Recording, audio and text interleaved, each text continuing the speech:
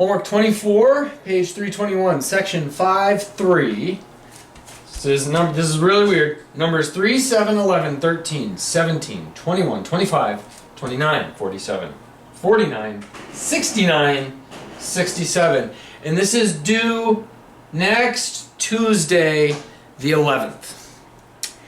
Okay, so let's return back to the problem that we've been messing with since the very beginning, right? Noah's driving, Victor is in the passenger seat. They get on the highway at mile marker 100, and at that time they're going exactly 60 miles per hour, right? And we know that Noah gets his data and graphs it, right? Graphs his data, puts it in some kind of, software, puts it in a graphing calculator, and comes up with this function, which we had this before, 60t plus 100. Now, let's suppose now that we get to the diner, right? And another thing, right, we know that they drove for 2 hours. Okay. Now let's also suppose that he lost all of this data, and this now is the only thing that's recovered. This function here, right, 60t plus 100, is the only thing that Noah was able to recover. All the other data's lost, right? Maybe the only thing he remembers is that they got on at mile marker 100, but that's not going to really matter right now for what we're talking about. Victor, on the other hand, right, he has his data. And remember, all he did was look at the speedometer and every so often just noted that, oh, we're always doing 60 miles per hour. Okay, so his data looked like this. It's just a straight line for a total of 2 hours, right? And it was always just 60. And we can pretend that he also lost his data, and the only thing that he recovered was that it was just a pure 60. And as a function of time, it's like this. And we know now, right, that this one is the derivative of that, right? Your position versus time. You take the derivative of that, and you get your speed, right? So, all along, this has been the case, right? That you have some function f, which gives you your position versus time, then its slope is the derivative f prime, okay? Okay, now, let's say that Victor starts to wonder. Right, you guys have already answered the questions, like how far did you go and stuff like that. Now Victor's sitting there and he has an idea. He's like, I wonder how far we traveled in the last hour, let's just say, right? So in other words, from time equals 1 to time equals 2, how far did we travel? So this is what Victor's thinking. And let's say that Victor wants to come up.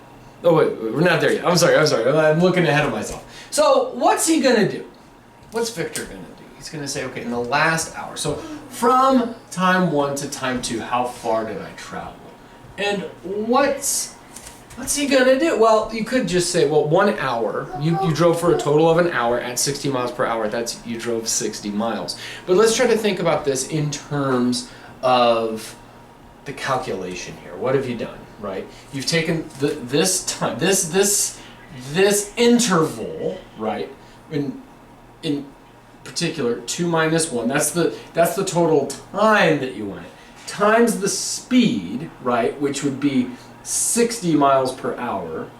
To get 1 times 60 is just 60 miles, right? And in graphically here, what that is would be this area. This should be nothing new here, right? That the height of this area here is 60, and its width is 1, right? So the base times the height gives you the area there. Now, how could you write this as an integral? I'll give you a second to think about that. Write this as an integral. Is the integral of something from somewhere to somewhere else of some function d something, right? Well, since my input variable is t, we know it's going to be dt. The function we're integrating, you could write this as just 60, but I want to keep this a bit more symbolic. Let's just say what we're doing is we're integrating from 1 up to 2, so from 1 up to 2 of what function? Well, this derivative right here, f of t, dt. Now let's suppose Noah wants to do the same thing. What's he going to have to do here? Well, he lost all of his data points. So what he's going to have to do is say, well, I guess I want to find out, if I know where I ended up at hour 2, I'll have some mile marker.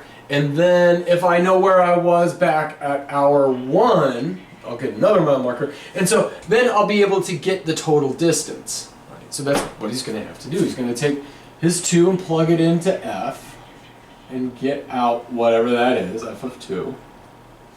Plug in a 1. Right, and get out whatever you get out, f of 1. And then that total distance here would just be f of 2, the final, minus the initial f of 1. Right? So, in other words, this is what I'm saying. So, we're going to have to go f of 2 minus f of 1. And they should get the same thing. So, let's actually compute this, right? Plug in my 2 into here.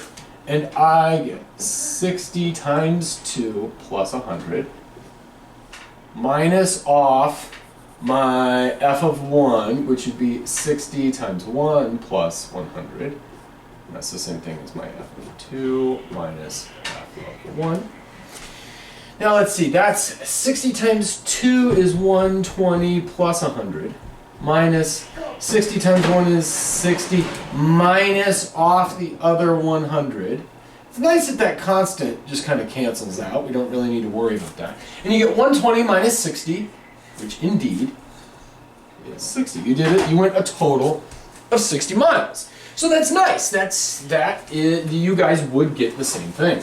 Now, so I'm going to go ahead and just put it equals here, because we can see that, yeah, 60 equals 60. Noah calculates it this way. Victor calculates it this way, and they happen to be the same thing. Now, Victor's curious, and he's like, I wonder, can I come up with a function? Some function, let's call it g of x. I want some kind of function that tells me how far I drove at any time x. So, in other words, he's wondering, I wonder how far I had driven after like 1.5 hours. What would he have to do? So that we're assuming you're starting here at time 0, and you're going up to some other time, x.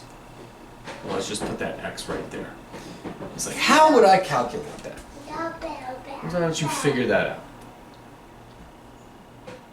Okay, well, again, if you drove for x hours at 60 miles per hour, it should just be x times 60, or how about just 60x? That's the total amount. That should be the total amount, the total distance that you drove, right? Because let's just think about this. The x here is time in hours times your speed, which is miles per hour. Then the hours cancel, and you should just have miles, right? Okay. So the g of x that he's looking for should just be 60x. Now, here's a question. How do we write that as an integral? Again, I want to bring this back to, okay, let's think about this as an area, right? The total time that you traveled, which would be, in this case, x minus 0, times, so that's the base, the x minus 0. The height here, it's just a constant 60, so the base times the height would be x minus 0 times 60. Now, here's my question to you. How do you write that as an integral?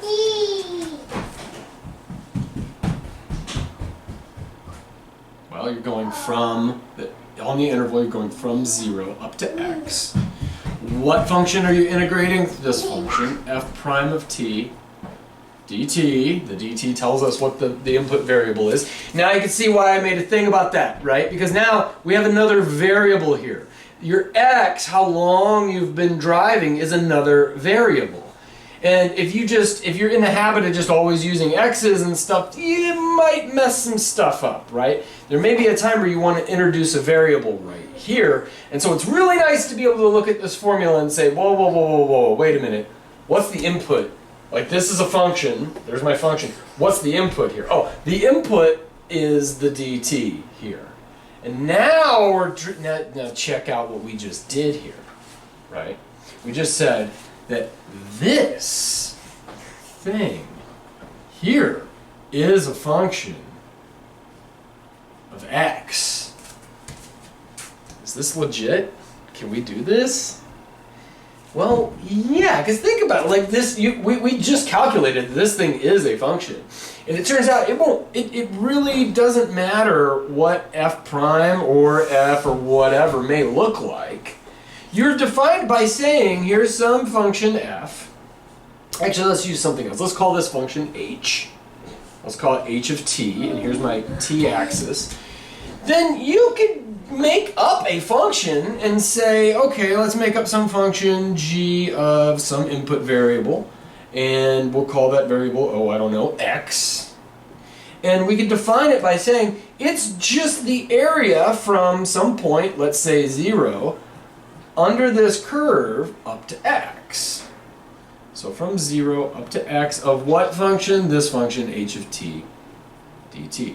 Perfectly good function. It's defined for every one input, you get one and only one output. Right? That's all you need to be a function. So this itself is a function, as you can see right here. Okay? Now, okay, I hope that convinces you that that's a function. And so then, this is the g of x that Victor was looking for. It's a function which you give me any time x, the amount of time that we had been driving, you plug it into this function, out pops the total distance that you had driven, right? So if you've been driving for half an hour, we would say, well then that's g of 1/2. So we integrate from up to 1/2, blah, blah, blah, blah, which works out to, we already worked it out. We worked out what this area was. It was just 60 times x. So 60 times 1/2 would be 30 miles. And yeah, and if you're driving 60 miles an hour, after 30 minutes, after 1/2 of an hour, you have driven 30 miles. So this is consistent, this works. And so Victor says to Noah, I have a function, g, and it tells me at any time, blah, blah, blah, blah, that if you give me the total number of hours that we had been driving, it gives me the total distance that we have. Would you come up with one now? For the same thing, right? So, Noah, could you please use your data here, and this is the only data he has left as this function. You use your data to come up with the total distance that we traveled from time 0 up to time x. So Noah says, well, I'm going to need to know where I was at time 0, and I'm going to need to know where I was at time x. And if I have my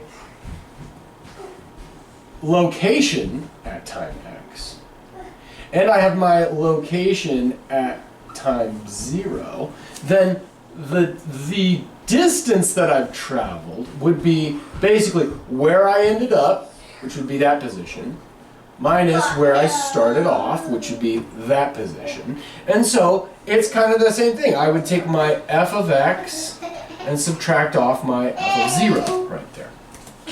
And so he does that, and he computes this, and he gets, let's see, he plugs in 60 times x, because we're plugging in the x, this is my f of x here, plug in an x into this function, and you get 60x plus 100, minus the initial position, which was 60 times 0, which is just 0, plus 100. So that's 60x plus 100 minus 100. Oh yeah, those parts are going to go off. Okay, yeah. And then, so we should just have 60x. Is that function the same thing as that function right there?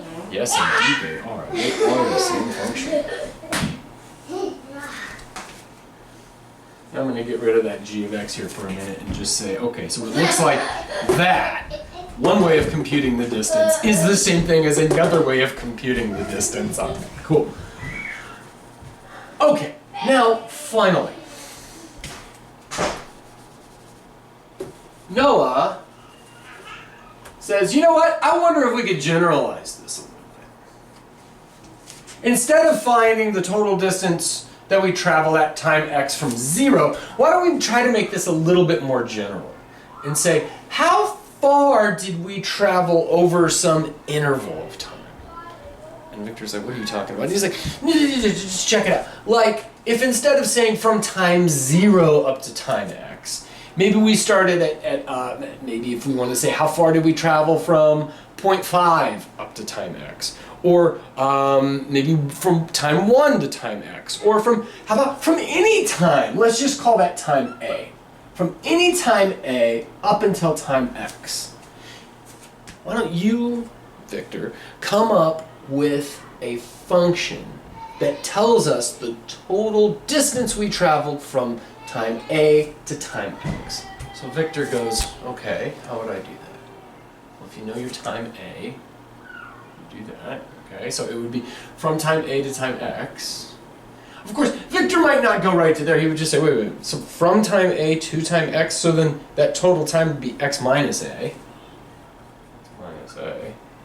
Right, so in other words, if it were from time 1.5, from time 0.5 up to time 1.5, you'd say, well, you take the 1.5 minus off the 0.5, and that would be that time.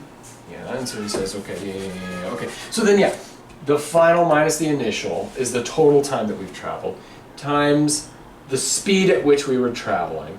And that would just give me, I guess, 6x minus a. 60 times x minus a. And as an integral, or graphically here, we could represent that as this area, right? There's your base, x minus a. Your height is still 60. It happens to be constant. And so then the area there would be 60 times x minus a. Now, how would you write that as an integral? What's the integral? From where to where? Well, from a up to x, f prime of t dt, because this function is f prime. dt is the input variable. Now we're bringing in this new variable out of nowhere, but it kind of makes sense in the context of the problem, right? The time has already happened. We already have this record. Now we're wondering, well, we want to let this part, how long did we drive? We want to let that vary. And we want to come up with a formula, and that's the formula he comes up with. So what is Noah going to do? I mean, it was Noah's question. He should have done this already. So he's going to say, well, the same game we've been playing. If I want the total distance I've traveled, and I know where I was at these 2 points, if I know where I was when I plug in my x, plug in my a to find out where I was there, f of a, then that distance that I traveled over that period of time would be given by the final minus the initial. I would take my f of x minus off my f of a, and that would give me the total distance that I traveled over that time. So he's going to say, okay, well, this is the computation I'm going to do, f of x minus f of a. And so he does that. He plugs in f of x, 60x plus 100, minus f of a. I plug in an a into here, I get 60a plus 100. 60a plus 100. And he gets, let's see, 60x plus 100 minus 60a minus 100. The hundreds are gone. Interesting. And what we're left with then is 60x minus 60a.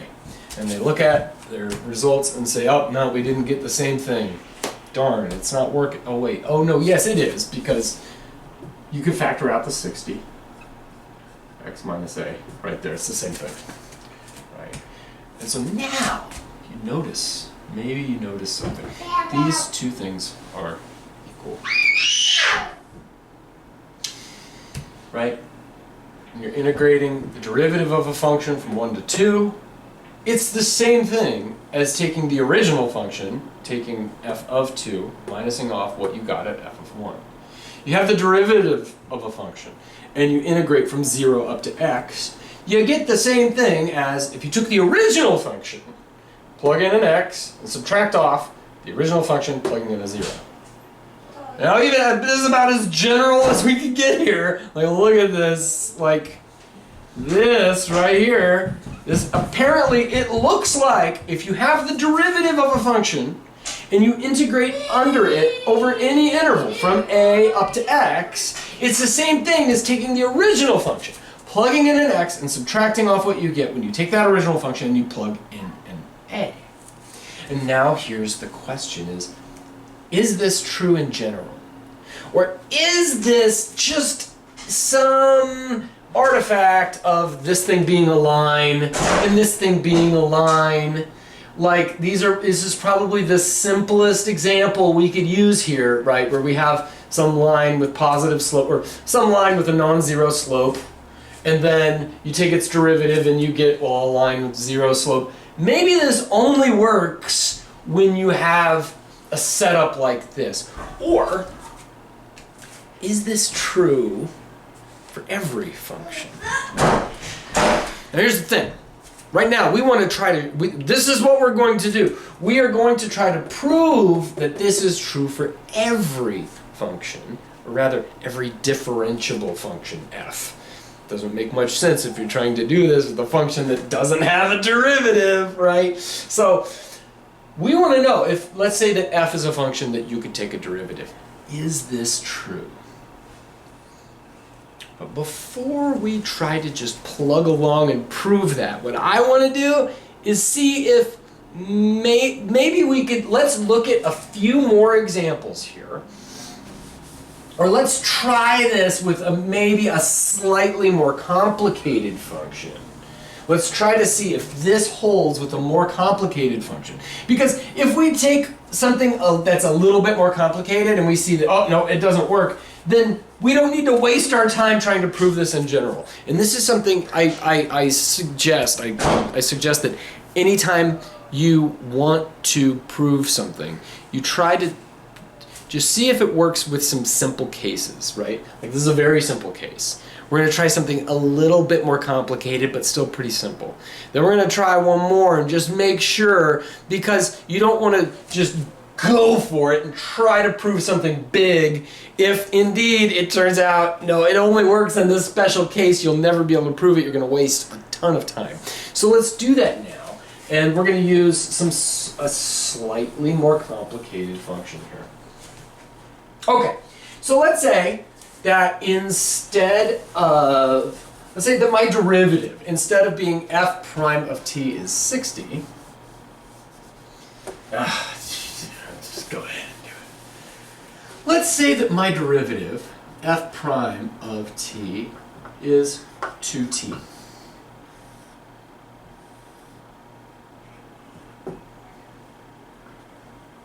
Okay, so it looks like this, right?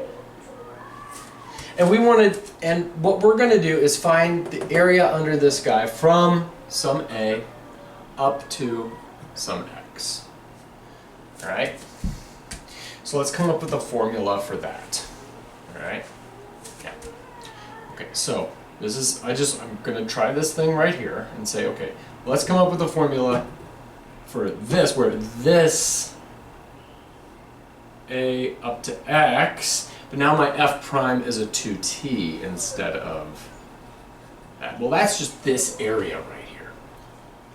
Okay. Now, we could do this just by geometry, right? And I'm going to break this into 2 bits here. I'm going to call this area 1 and this area 2. The area of the box is the base times the height, right?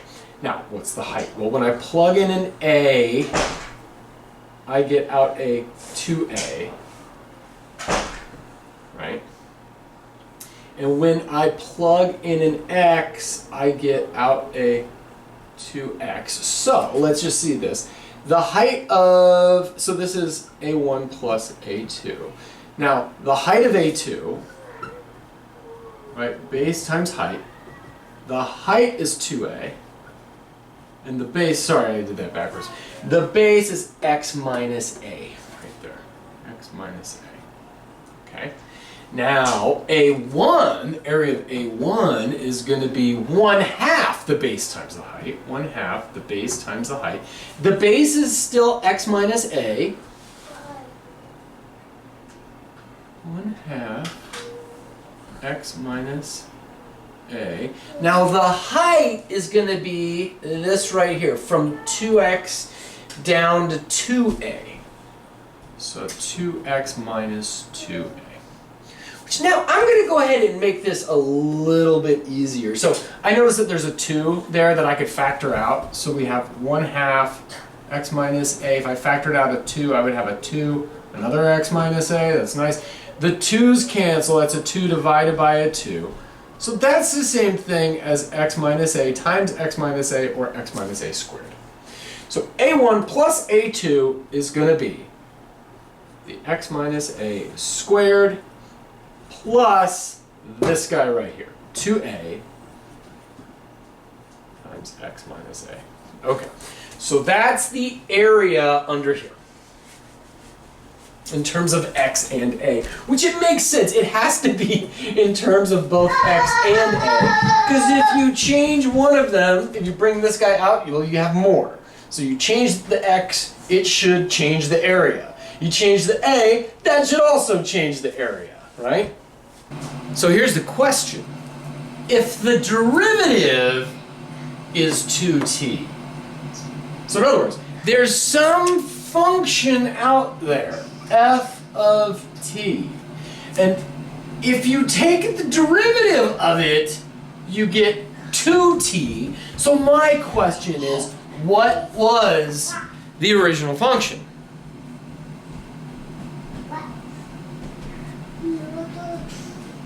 It should be something like that, right? Right? Is that it? Is that the function? Are you saying yes right now? Because what if we did this? Is the derivative of this function that? Yes. Yes, it is. Is the derivative of this function that?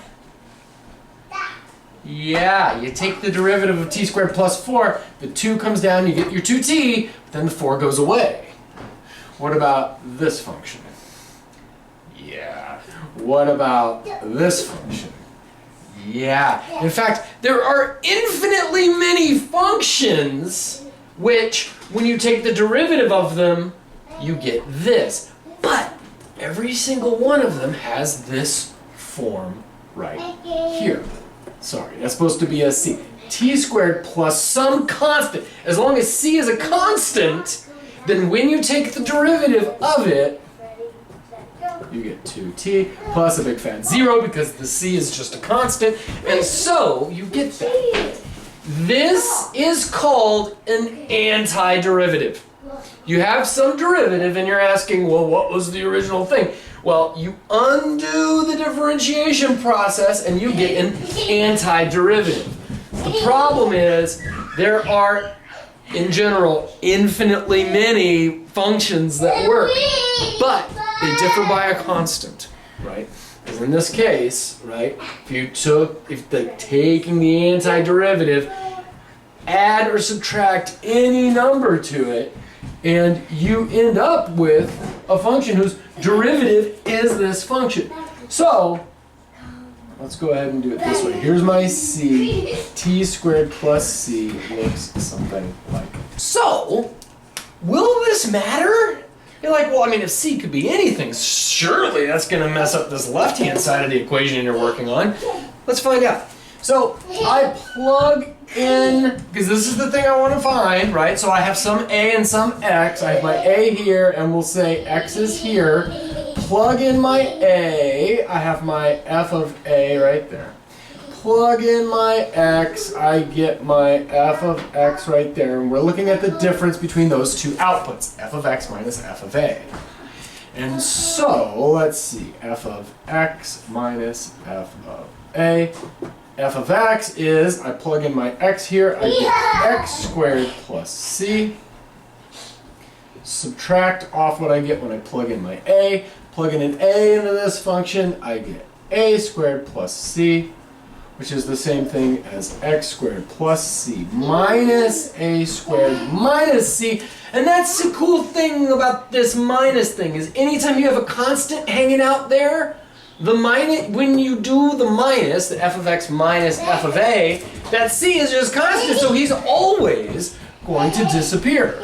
Well, that's nice. But now we have this formula x squared minus a squared, and we see x squared minus a squared is not the same thing as this. So it's a good thing we checked to see if this thing worked, because why waste all of our time if it's not gonna, hold up. Let me multiply this out. X squared minus a is x squared, x squared minus a squared is x squared minus 2ax plus a squared. Plus, now, okay, so the 2a goes over, we go plus 2ax minus, since that's a negative a, we get minus 2a squared. Minus 2a squared. The plus and the minus 2ax's cancel. We get x squared plus a squared minus 2a squared, which is x squared minus a squared. Oh, and lo and behold, these things are the same thing. Huh, well this is looking promising, isn't it? So let's do one more. Let's make it a bit more difficult. Let's do one that we've actually done before. Let's do an integral that we've actually computed the hard way, okay? So if you remember, we did this guy. This was t squared. We found the area from 0 up to 1 of the function t squared. Right? We did this one in class the hard way, where we took a limit and all that stuff. And so now since we've already done this, right? Let's pretend here that this is my f prime of t right there. So then in integral form, this area right there would be the integral from 0 up to 1 of f prime of t dt, which I could write, if I wanted to, as the integral 0 up to 1 of t squared dt. It's the same thing. But I'm trying to emphasize the fact that we're going to treat this as the derivative of some function. And what did we find? What was, when we actually did this, we took a limit and we got that area was 1/3, if you remember. So now, if this holds, we should be able to, if we could find an antiderivative to f. Okay. So in other words, you had a function, you took its derivative, and you got t squared. What was the original function? Okay. So in other words, what I'm saying is, take the antiderivative of this function. So let's think about this now. Hold on. So there was a function, you took a derivative and got a t squared. So it originally must have had a t to what power? The original function, before it came down to 2, it must have been up here at 3.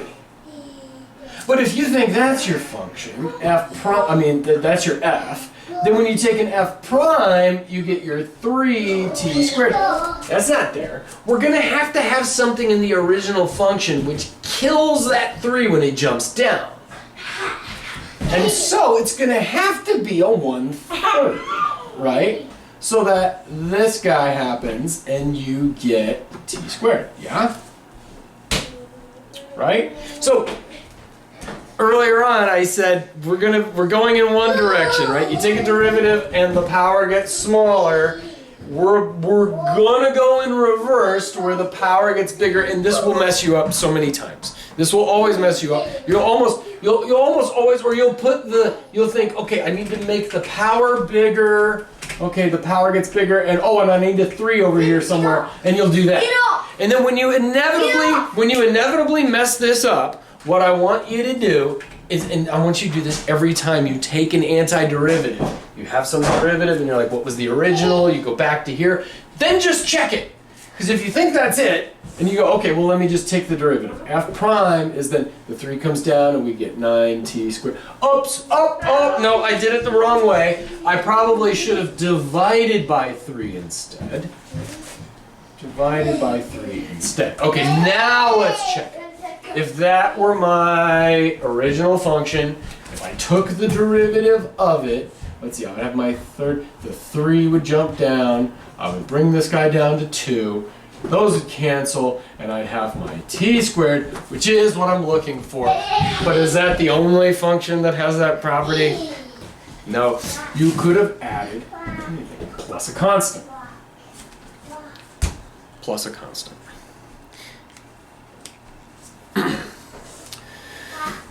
Two mathematicians were sitting at a diner. They're having breakfast together.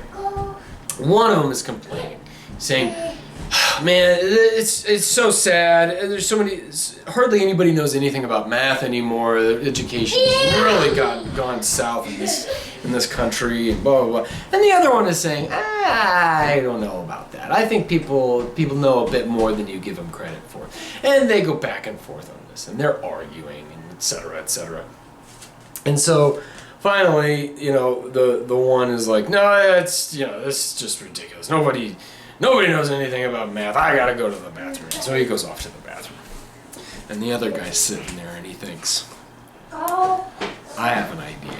So he calls the waitress over. He goes, Hey, I'm gonna play a joke on my friend. You wanna help me out on this?" And she's like, "Yeah, okay, sure." Like, "I'm gonna ask you a question.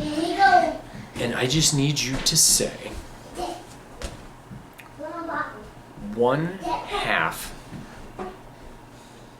x squared." And she goes, "What do you want me to say?" He goes, "Say 1/2 x squared." She goes, 1/2 x squared. Yeah. 1/2 x squared. 1/2 x squared. Yeah. Okay. Right. So she goes off. The other guy comes back from the bathroom and they're talking, and the guy who was sitting there says, "You know what? I think you're wrong. I think people know more about just elementary math than you give them credit for." No, you can't fall down. "Oh yeah?" He's like, "Yeah. In fact, I'll bet you $5 that I can ask the waitress an elementary calculus question. I should be able to answer it." And he goes, "Okay, you're on." So they call the waitress over. And the guy goes, "Excuse me, I have a question. Do you happen to know what's the antiderivative of x?"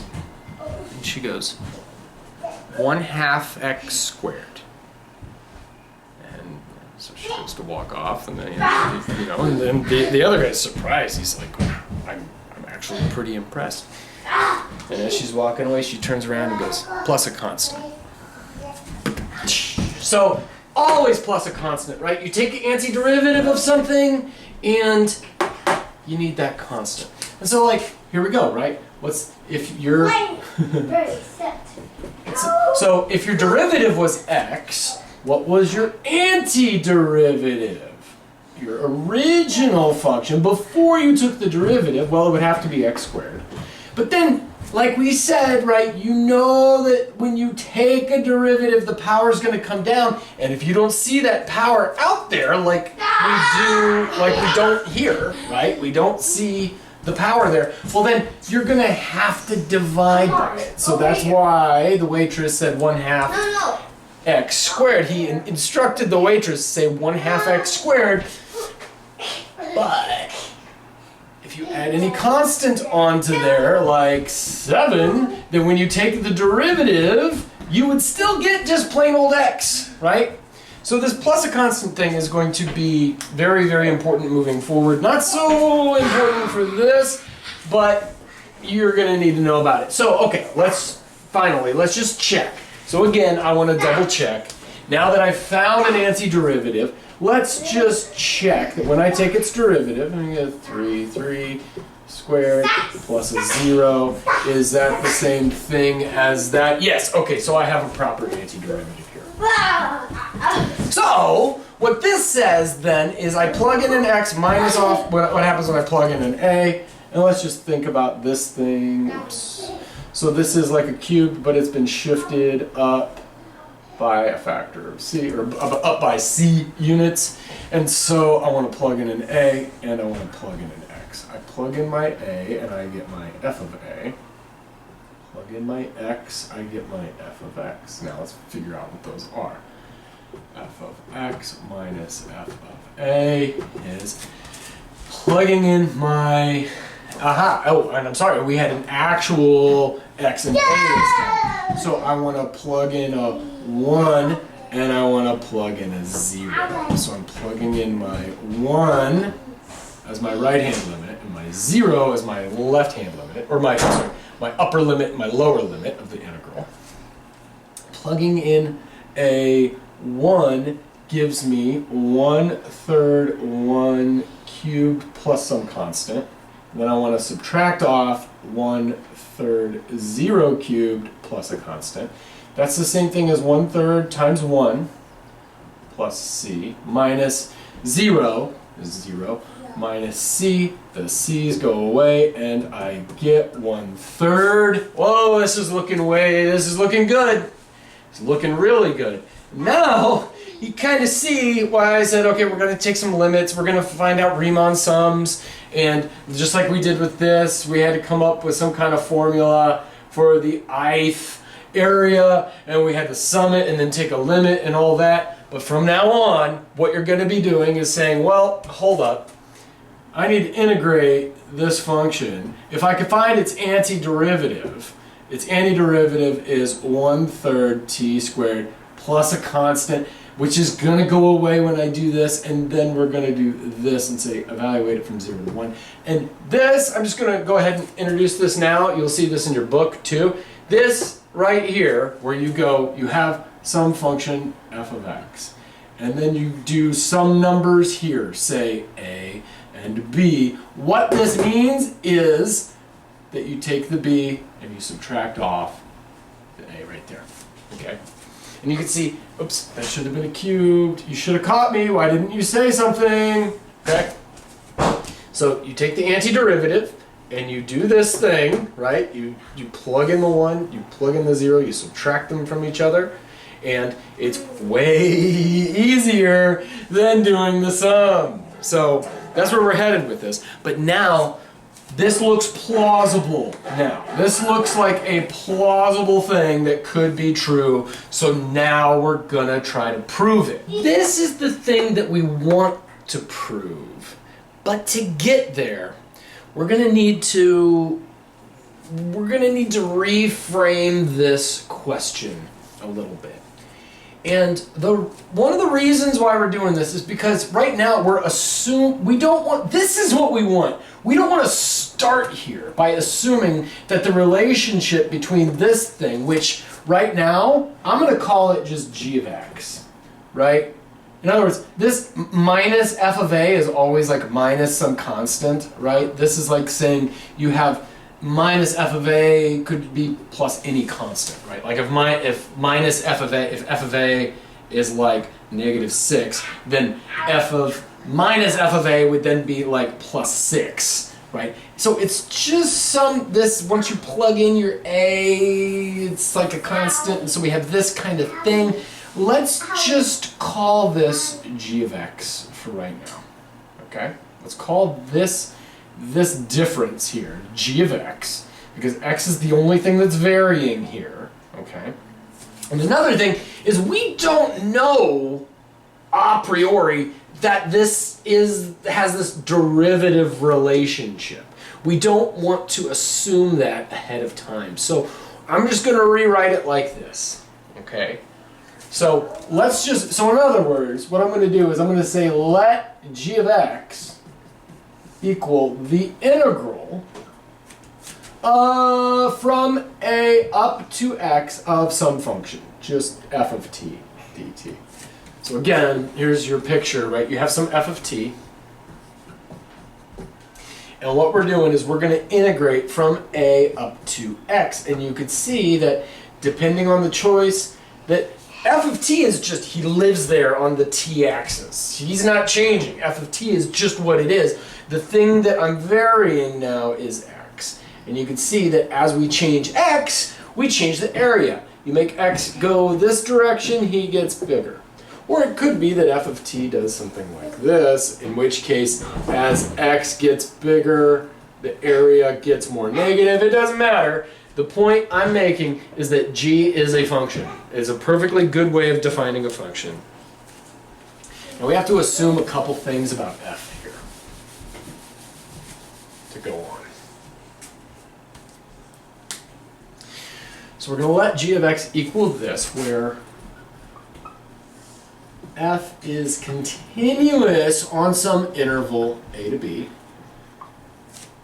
Okay, so again, we have a continuous function f, and we're on some interval a up to b, right here. Okay, and x is somewhere in that interval. So here's the picture you have. Okay, then g is just whatever this area is right there. Right, there's your g of x. Your g of x is the area the function which tells you the area.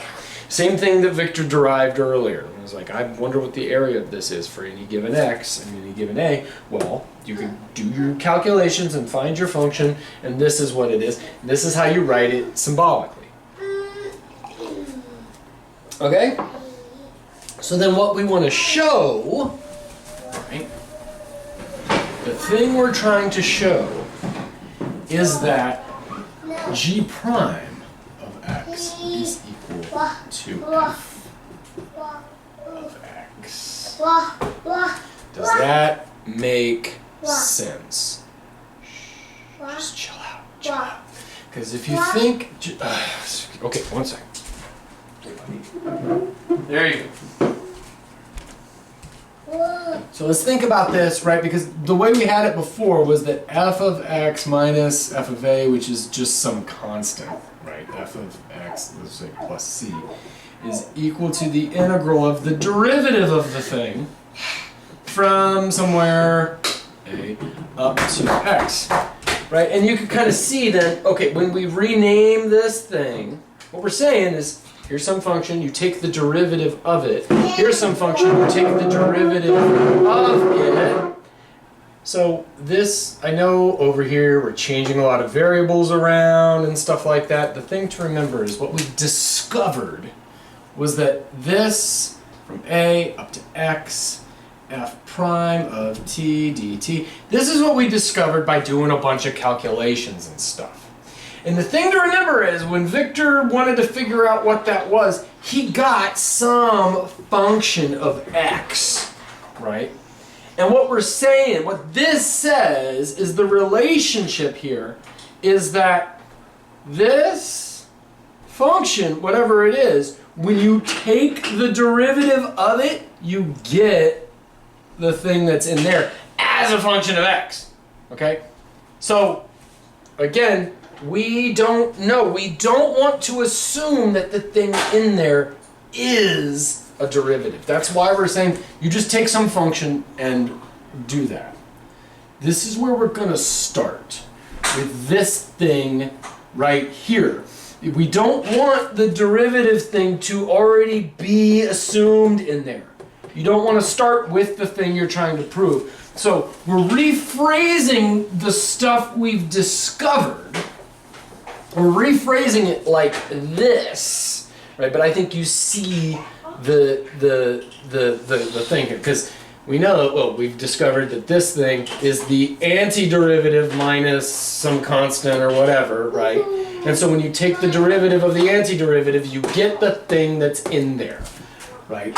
Like we said, 1/3 x cubed minus whatever the constant was the same thing as the integral from 0 up to x of t squared dt.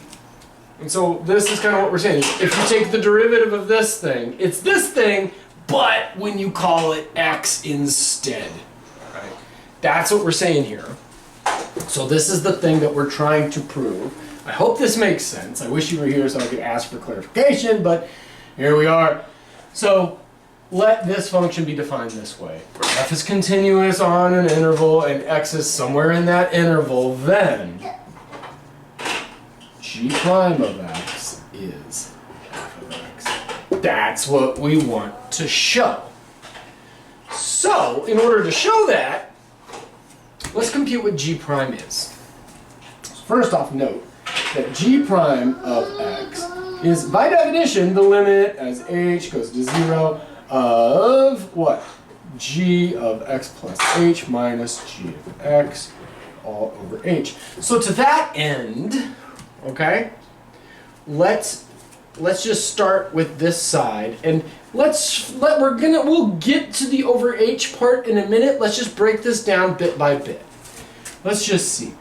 G of x plus h is equal to, well, if that's how you define g, when I plug in an x plus h there, I guess I just plug in an x plus h right there. So it would be the integral from a up to x plus h of some function, whatever it happens to be that's continuous on this interval. Okay. Now I'm going to minus off g of x. What's g of x? Well, it's that thing right there. So minus off the integral from a up to x, f of t dt. Now, what is it? Oh, God, what do we do with that? Well, we can rewrite this thing, this integral, as the sum of two integrals. Because remember, this is, you're going from a up to x plus h. So that's what that integral is. It's that area right there. And we can rewrite that integral like this. We could say, well, instead of that one area, we could break it into two areas. Here's area 1, area 2. That first area is going to be from a to x of the function that we care about. And then that second one is going to be from x up to x plus h. F of t dt. Now, okay, so does that make sense, right? I just broke this one interval into two intervals, and then I just add them together and I get the same area, right? Yeah, that should come as no surprise to anybody. And so then what I'm going to do is subtract off this area from ax f of t dt. So this area is it's the exact same thing, the area from a to x under some function, the area from a to x under some function, so these guys are gone. So now what do I have is the integral from x up to x plus h of some function that's continuous on this interval, okay? And that's what this guy is, g of x plus h minus g of x. Now, I need this, so I'm going to go ahead and divide both sides by h. Divide this one by h. And to do that, I'm just going to multiply by 1 over h right there. That's going to help me out a little bit. Okay? Okay, so now we have that. Okay? Now we need to find what the limit is. Shh, please, just a minute. Your cheese is up there. Why don't you get your cheese? No. So, what we need to do is take a limit of both sides. Problem here is, what's going to happen if as h goes to 0, this is going to be like 1 over 0. The only hope, right, same way over here, right, you hope that since the denominator is going to 0, this numerator had better go to 0 too. And the way that it's written, it certainly does, right? Like as h goes to 0, you get g of x minus g of x, which is 0. And so what we have over here is this integral of some continuous function, dt, over h. We need to make sure that this also goes to 0 as h gets really small. And it looks like it does, right? Because here's your setup, here's your f, and you're going from x up to x plus h. You have the total distance there is h. And the area, you could see, as h goes to 0, the area also goes to 0, so it looks like we're in good shape. Problem is now we need to figure out what that is going to be in the limit. We know it's going to 0, but right, the same way here, it's like that goes to 0, that goes to 0, well, but what does it do? Well, that's what we need to investigate. So I'm going to go ahead and write here. This is the same thing as the limit as h goes to 0 of my 1 over h x plus h of f of t dt. Okay, so let's get a handle on what's going on here with this integral. Okay, we have some function. We don't know anything about what it looks like. Okay, here's my f of t. Okay, and we're integrating from x up to x plus h. So let's say that x is right here. And let's say that x of h is right here. I'm sorry, x plus h is right there. So my total distance here is h. Now, it's true that for any continuous function on an interval, we have some maximum and some minimum. So let's call this right here the max, and with a capital M, and let's call this the min with a lowercase m right there. Now, one thing you should be able to see pretty easily is that the actual integral over this interval, x plus h f of t dt, whatever that area is, right, whatever this area, the actual area under the curve, which is represented by this integral, it has to be less than or equal to whatever the max is on that interval times the base, right? So you find the absolute max on an interval, and right here our interval is x plus h minus x. Our total base of this is just h. And so then the area is going to be h times whatever the max is right there. So h times big M. Similarly, the actual area has to be bigger than whatever this thing is. Yeah, right? You take the minimum value, this was my big M, and this now is my little m, right? Whatever the min is, you have your base and your height. H is your base, little m is your height right there. Everybody buy that? That has to be true for every, and we're going to use this a bunch in this class. This is going to show up a lot. It will help us prove a bunch of different things.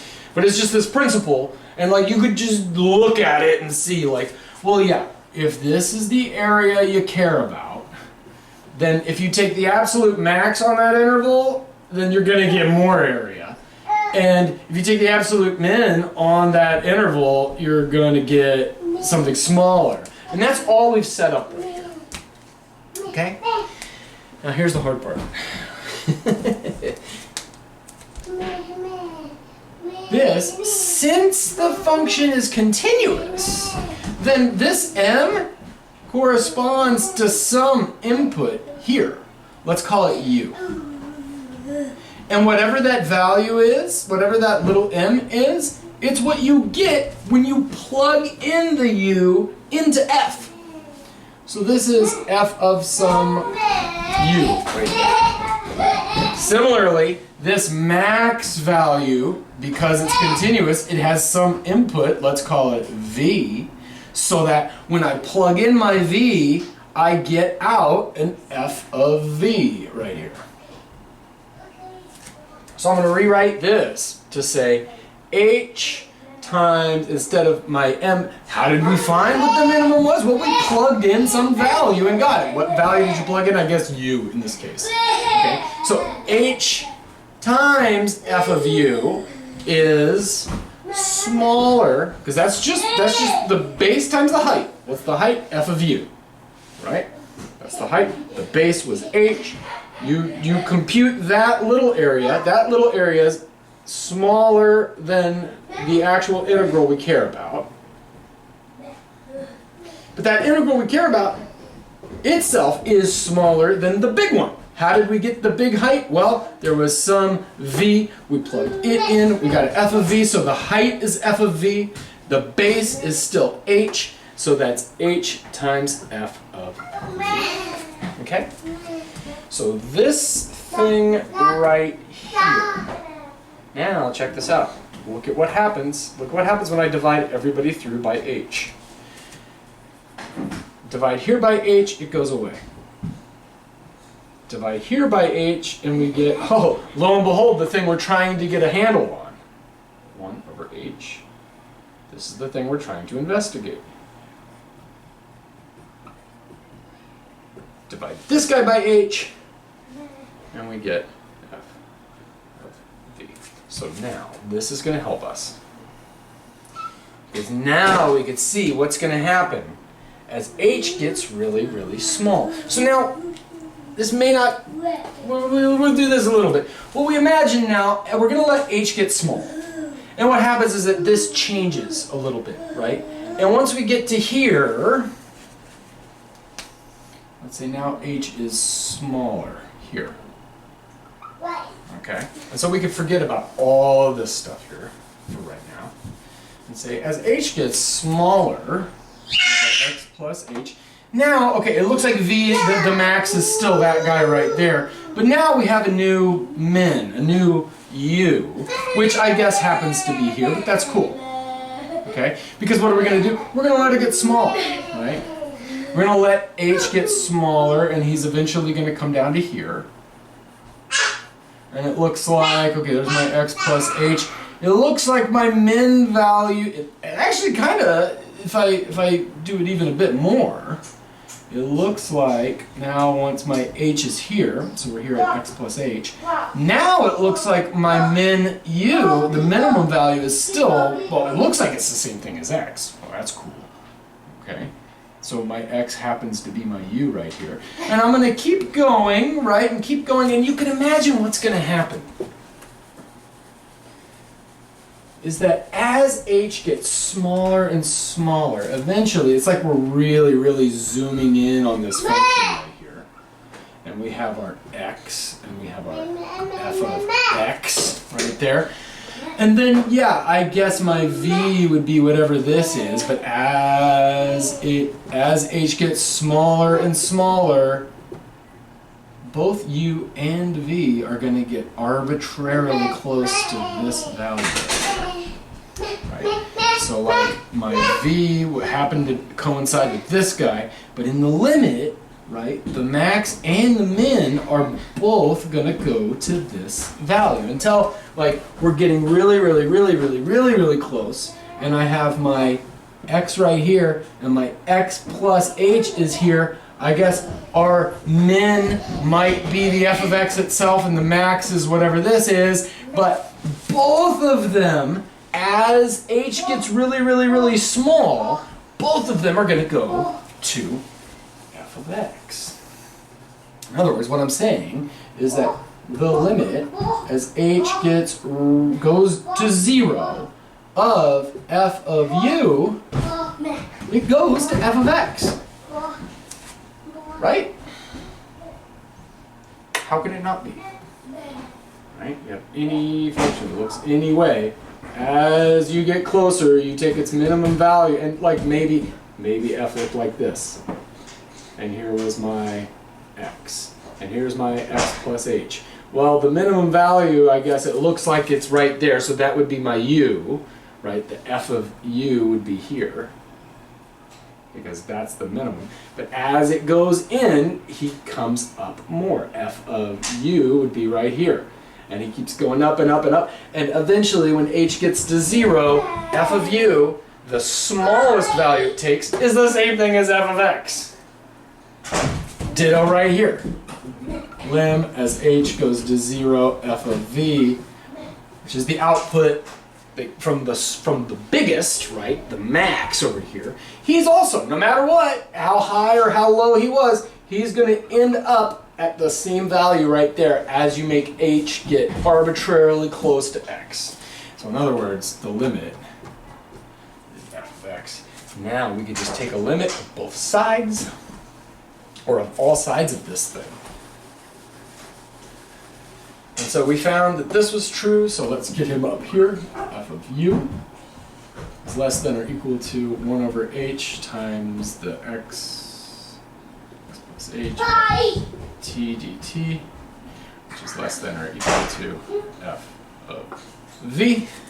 And if we take the limit of each one of these, the limit as h goes to 0, the limit as h goes to 0, and the limit as h goes to 0, well, this guy goes to f of x,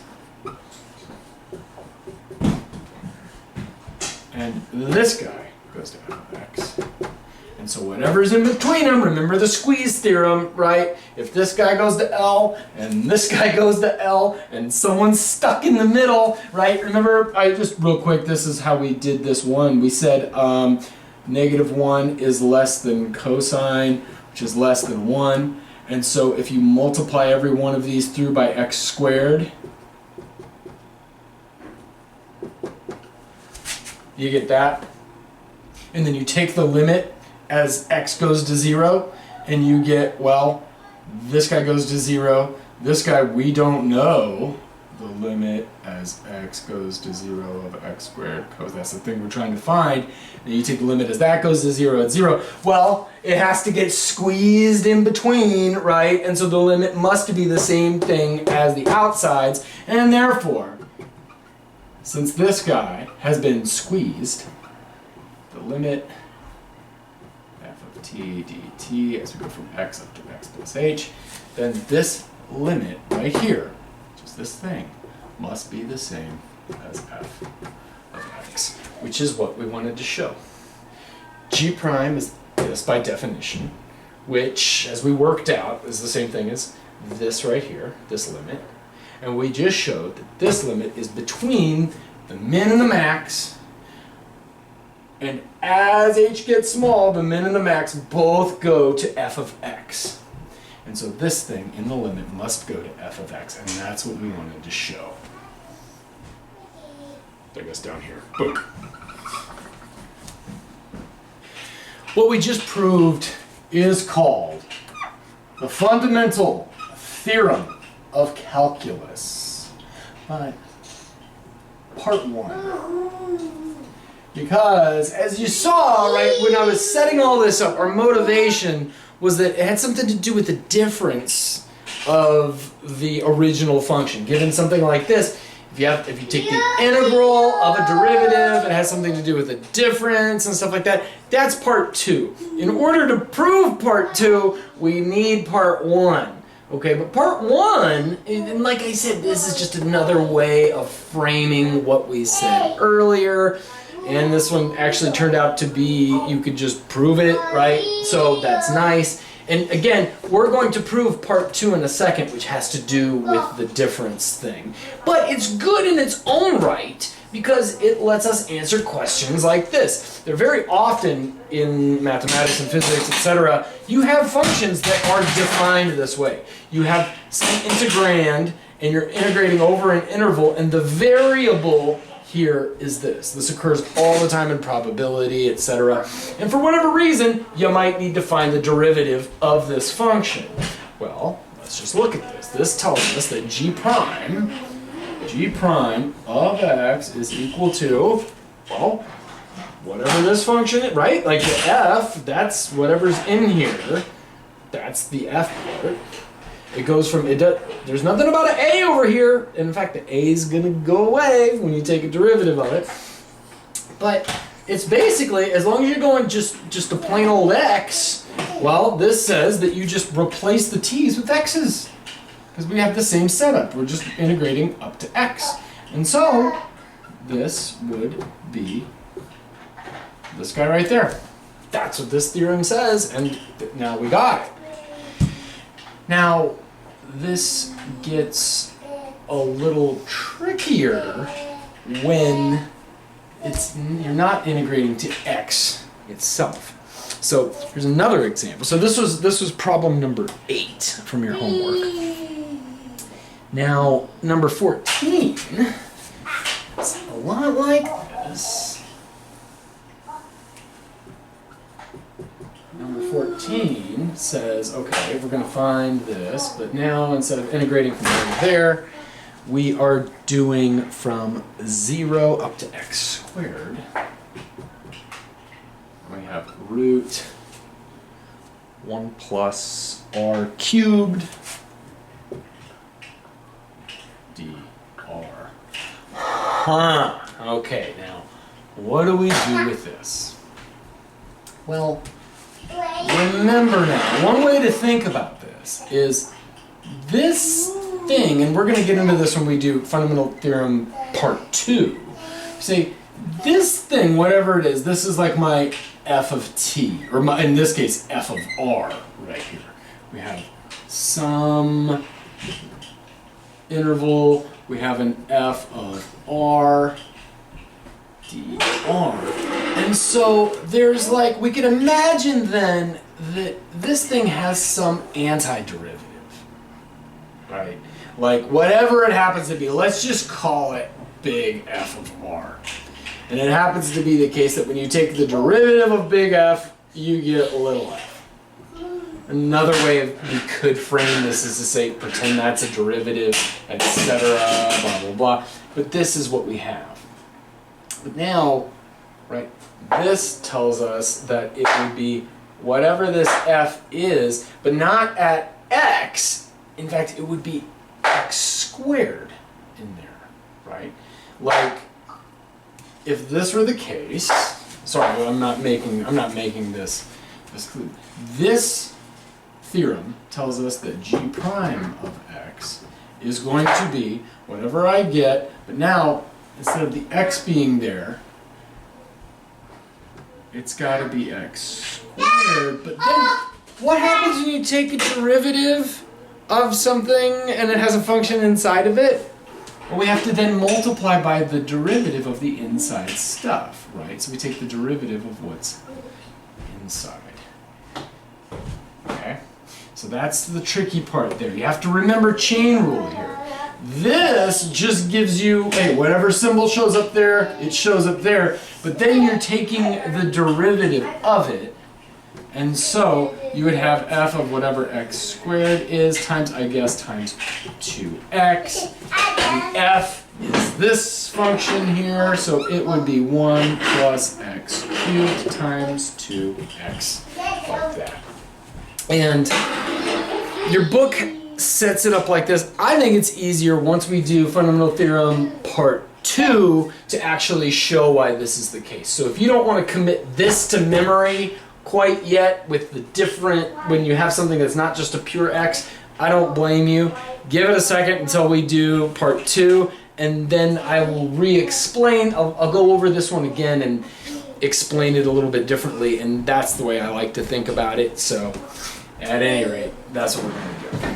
So this brings us to part 2 of the fundamental theorem of calculus, which says that if f is continuous on an interval ab, then the integral, the definite integral from a up to b of the function f is equal to big F of b minus big F of a, where big F is any antiderivative of f. What does that mean in particular is that you take the derivative of f and you take the derivative of big F and you get f, little f, sorry. So like we did earlier, right? If we have, say, the integral from 0 to 1 of x squared, let's do t, sorry. T squared dt. This was that very first integral that we ever computed the hard way, right? We want to find the area from 0 up to 1, right? We take any antiderivative of this function. So my f of t is t squared. Now, any antiderivative, what do we mean by that? Well, one possible antiderivative is 1/3 t cubed. Why? Because when I take the derivative of f prime, of big F, I get, well, the 3 comes down, it kills the 3, and then we drop it down to here. And we can see, yes, f prime, the big F prime, is the same as little f here. They're the same thing, right? And that would have worked no matter what constant I added here. I add any constant to that. When you take the derivative, you get the same thing. That's what we mean by any antiderivative. And so it's just a fact. Every antiderivative, you give me any function, and you take its antiderivative, every single one of those differs by only a constant. If it were different in any other way, right? Like if it were 2/3 here, then it wouldn't be an antiderivative anymore, would it? Right? It would be this, and it's no longer equal here. So just keep in mind, every antiderivative is different only by a constant. We're going to need that fact here. So how are we going to prove this? Guys, could you please keep it down? No throwing. No throwing. Please don't throw. So let's start off by doing this. Let g of x equal the integral from a up to x of f of t dt. Okay? We're going to assume x is somewhere, anywhere in this interval. It could possibly be b. It could be a, whatever, right? This is the same setup as we did for Fundamental Theorem 1. And from Fundamental Theorem 1, we know that if this is the case, then g prime of x is equal to f of x, okay? And that's by Fundamental Theorem of Calculus Part 1. Now, let's let f, capital F of x, be any antiderivative, right? Because that's what we're trying to prove something about any antiderivative, so let's bring in any antiderivative. Any antiderivative of f. Okay? Well then, it has the following form. And x, f of x is equal to g of x plus a constant. How do we know that that's the case, right? This is exactly like what I was just saying, right? If our original f of x was, say, 2x, then we'd know that an antiderivative of it must have the form x squared plus something, let's say plus 5. And we could check. We could check that, yeah, you take the derivative of g prime of x is equal to, say, 2x, which is the same thing as f of x. Okay, we're good, right? Now, what I'm saying here is, here's some function, h, and let's call it x squared minus, oh, I don't know, how about something weird like pi, okay? Take the derivative of h prime, it's still just 2x, it's still equal to f of x, so it is an antiderivative of it. Ditto, right, every antiderivative is only different by this, and so what we could do, even if g of x happens to be something like this, we could say, well, we could turn this into, we could say that f of x has the form, you start with this guy, x squared plus 5, and to get it to here, I guess we'd have to add on some constant, so how about pi minus 5? That should do it, right? Pi minus 5. So that constant would give you that antiderivative. Just to kind of sink in what I'm saying here is, let's say h equals x squared plus 1 is an antiderivative of it. How can we turn this into an antiderivative of g? Well, I guess minus 4. Minus 4 would do it. And now you can see that f of big capital F is the same as h of x, right? What I'm getting at here is that g has some formula, we may not know what it is, but you give me any other antiderivative of this original f, and we could, by adding a constant, turn it into any other antiderivative. right? So that's what I'm saying here. Big F is equal to g of x plus some constant we may or may not know what it is. Okay, now what we're going to need to do is find out what f of b minus f of a is, and hopefully it'll give us the same thing as this. So what I'm going to do, I'm going to start off by saying, well, let's find what f of a is. So by definition, f of a, I plug in my a, it's the same thing as plugging in an a right here, plus a constant. Okay. Now, well, what is g of a? Well, let's see. G of a, by definition, right, looking at the definition right here, it's the integral from a to a of f of t dt. But that's the integral, that's the area under a point, right? I don't care what f is doing. Here's your t, here's your f of t, you're at some point a, and you're like, what's the area right there? Well, the area is 0, right? Talked about that before. Okay, so g of a is 0.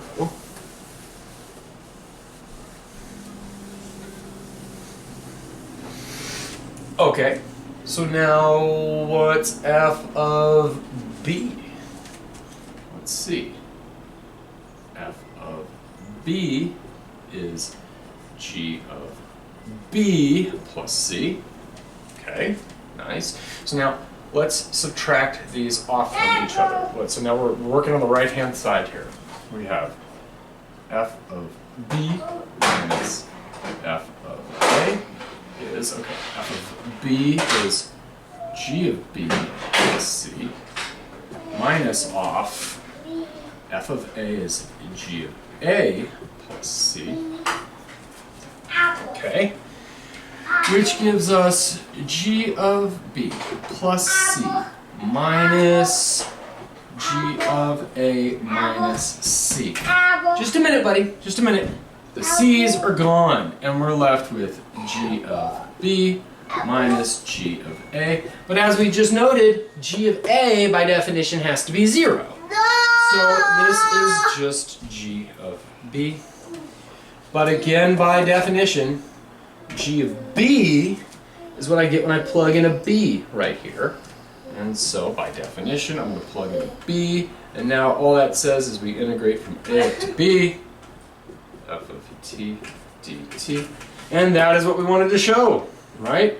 That this integral right there is equal to that guy right there.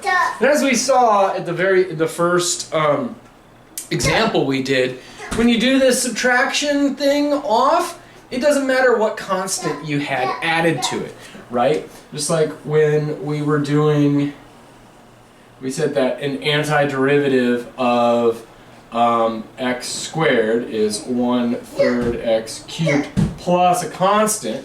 Well, if you're trying to find out what the area was from 0 up to 1, you plug this in, you get out 0c whatever. Plug this in, you get out your 1/3 plus c. Then when you subtract, you take the 1/3 plus c minus off the c's are gone. And now we've shown this in general, right? In the antiderivative, you're only adding a constant, and so when you subtract them off, in other words, when you find the total, if we want to think about it as find the total distance that you traveled, right? Then the c's are gone, and you're left with this, and so now we have Fundamental Theorem of Calculus Part 2. We are done. So the way I think about this, though, like yes, this is all true. The way I kind of link Part 1 and Part 2 together in my head, anyway, is that this is still true if I replace the b with an x.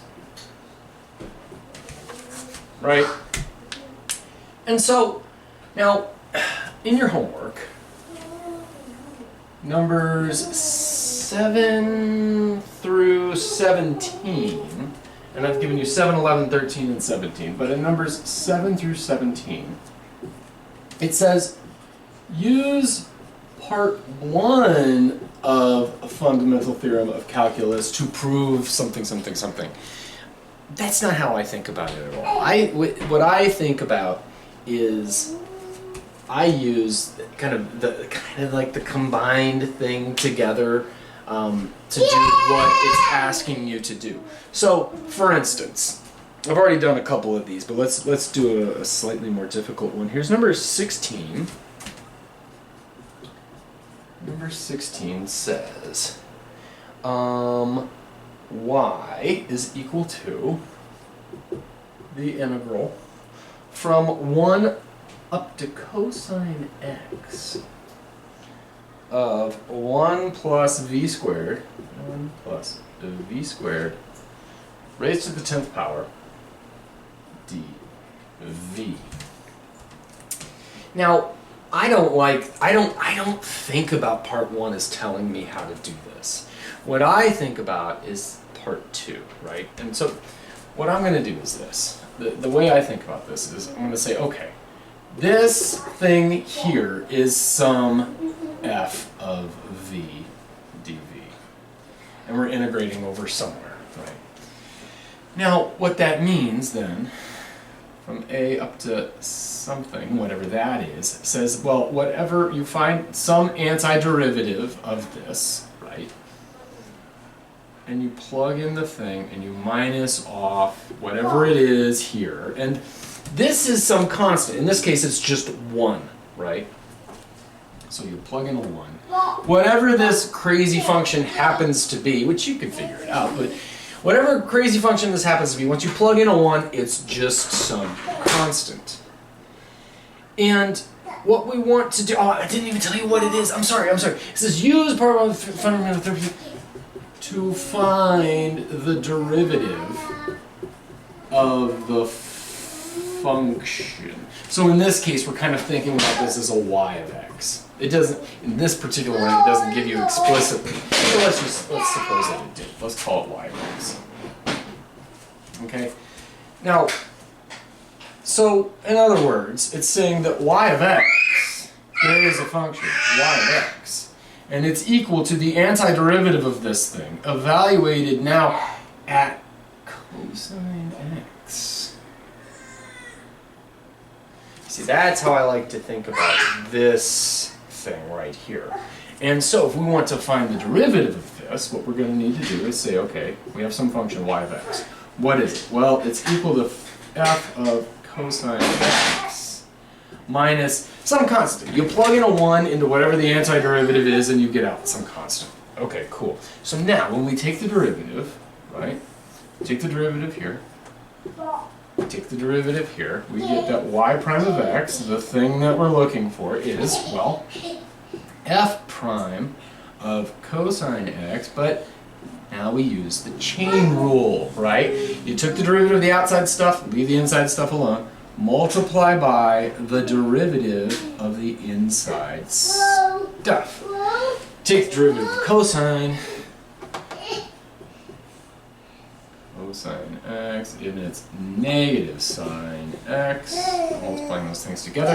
Now, we come back here and say, well, f prime of stuff is just whatever was in the integrand, right? The thing being integrated. That's the thing being integrated. And so, f prime of x, or how about of v, this tells me that it has to be this. 1 plus v squared, 10, right there, right? And so now, it's just f prime of, instead of v, of cosine x. And so, I'm going to go 1 plus cosine x, quantity squared, or I could have written it as cosine squared x, raised to the 10th power, times negative sine x. If I wanted to look good, I would probably say minus sine x times 1 plus cosine squared x, raised to the 10th, right there. That's how I think about it. To me, the part 1 of fundamental theorem of calculus, I just don't buy the way the book does. I can't keep it in my head. You can read how the book justifies it. I just don't buy it. I can't keep it straight in my head the way the book says it. This is how I think about it, and we come to the same result, that you do this kind of thing.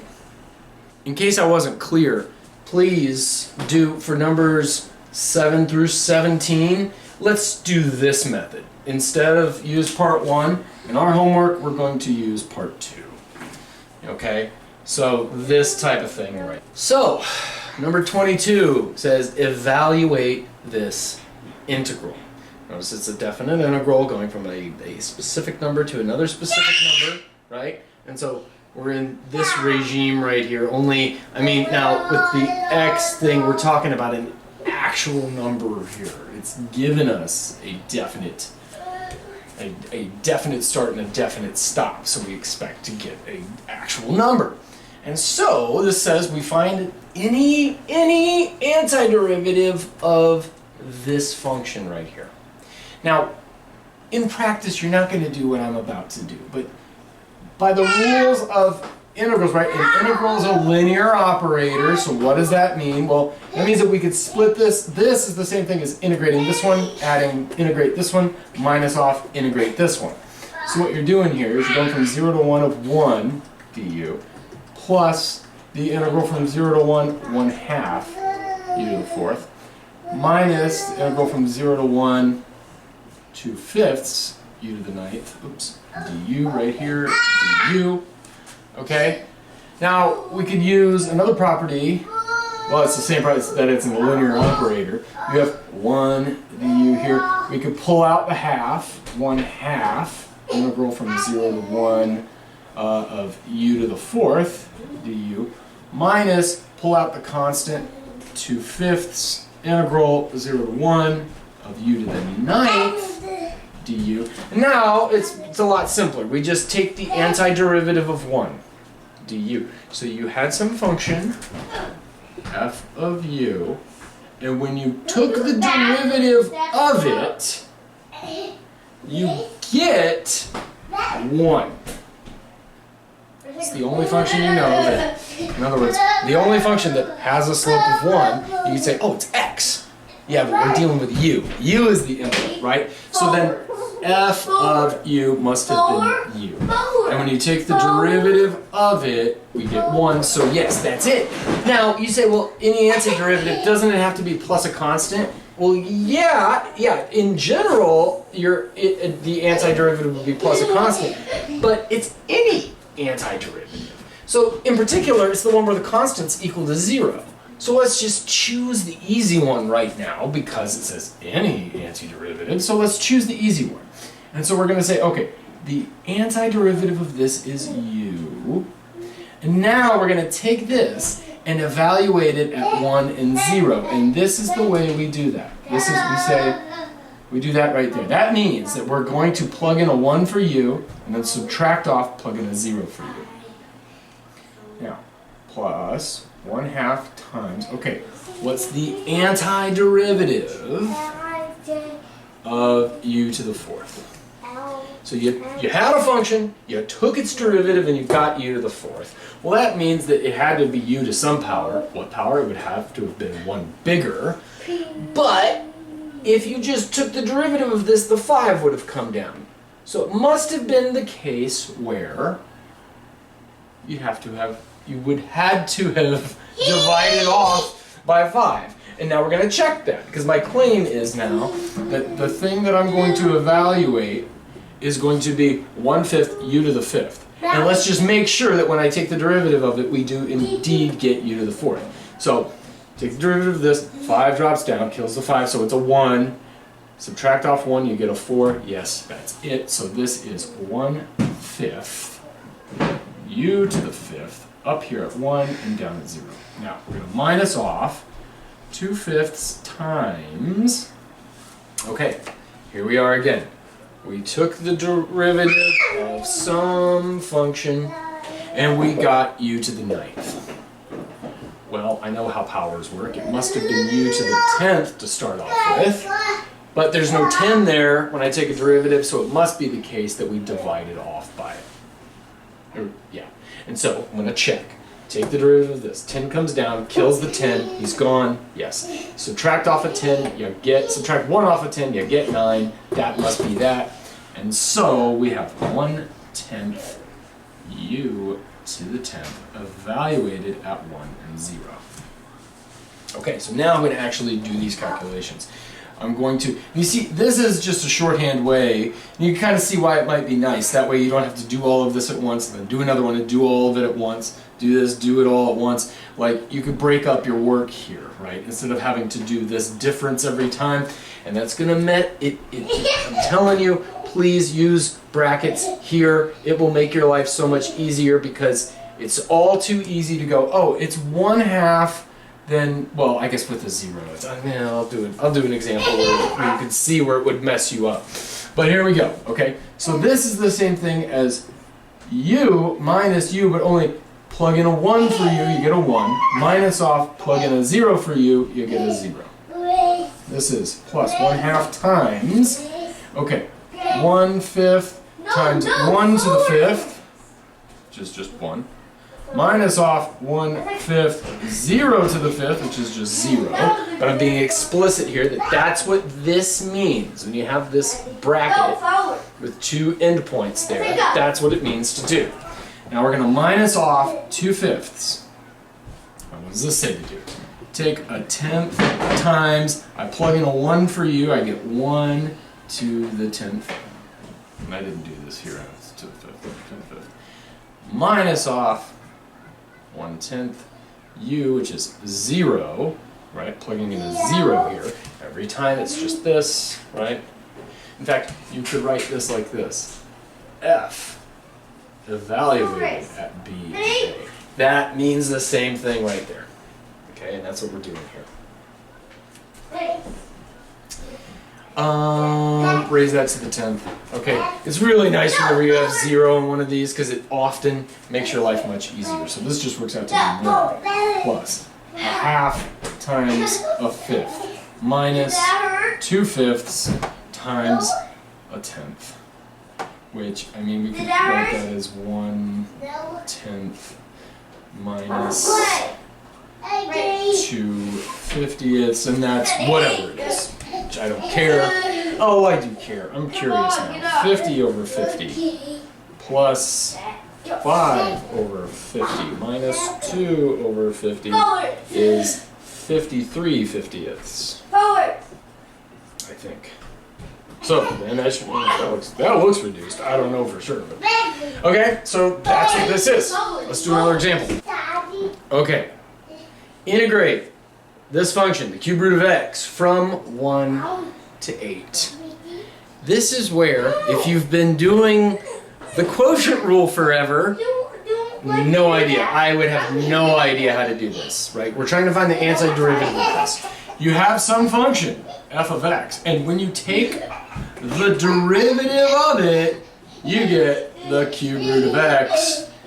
Well, yikes, what, geez, I guess you wouldn't think quotient rule right away, but we'll have a better example later, but it's like, how would you have dealt with this, right? Well, if you write it like this, it's really hard to see, but if you do it like this, it's much easier, right? You could say, well, hold up, okay, that's just x raised to a power. So its derivative would had to have been x raised to 1 more of whatever this is. So you have some number minus 1/3, or minus 1 gives you 1/3, I guess, or you could just add 1 to give you 4/3 on the top, right? Whoops. And so, but now here's the problem, is like, but there's no, if I just took the derivative of this, the 4/3 would drop down, right? We'd have x to the 4/3, and if I said take the derivative of that, well then the 4/3 would drop down, and we'd have an x to the 1/3 would be left over. So we're going to need to multiply by something there to turn that thing into 1, because that 4/3 doesn't show up there. And so the cool thing whenever you have a fraction is you could just say, well, the thing that turns that into a 1 is just you bring the denominator upstairs and the numerator downstairs. And so this must have been 3/4. And now, please stop and check yourself. Stop and check. Make sure that what you just did works. Pretend that you haven't seen any of this stuff before. And the only thing you're working on is this. And we're back, at the beginning of this class. We're saying take the derivative of that. what would you get? Well, you'd say, okay, 3/4 is a constant, so he stays there. This guy jumps down, and we get times 4/3 x raised to the 4/3 minus 1 is the same thing as minus 3/3. So we're down to 1/3, which is x to the 1/3. Is that thing, x to the 1/3, is that thing the same thing as that thing? Yes, it is. Okay? So you say, oh, plus constant, yeah, but any antiderivative, because what we're doing is we're evaluating here and here, we know the constant's going to go away, so who cares, right? We're not going to worry about that. We're going to say this is the same thing as 3/4 x to the 4/3 evaluated up at 8 and then subtracted off at 1. So that gives me 3/4. And I notice that a constant's just going to come along for the ride, right? You'd have 3/4, whatever it is at 8, minus 3/4, whatever it is at 1. So I'm just going to pull out that constant. So this would be 8/4 minus 1/4. Now, 8 to the 4/3 is the same thing as the cube root of 8 to the 4th, right? We do the third first. Cube root of 8 is a nice one because that's just 2. So that's 2 to the 4th. 2 to the 4th is 4 times 4 is 16. So this is the same thing as 3/4 times 16 minus 1 to the whatever is 1. So that's 15 times 3, 3 times 15 over 4. And I don't think that, because that's 3 times 5 and 4 is 2's. So, yeah, whatever 3 times, what is 3 times 15? Is that another 15? Weird. 3, 45? Yeah, that sounds right. 45/4 is what that is. Number 28. The integral from 0 to 1 of 3 plus x root x. So anytime you could turn your integrand into something to a power, your life is much, much, much easier, right? And so I'm going to suggest that the very first thing you do is say, well, this is the same thing as the integral from 0 to 1 of 3 plus. So x times root x is x times x to the half, which is the same thing as x to the 1 plus a half, which is x to the 3/2.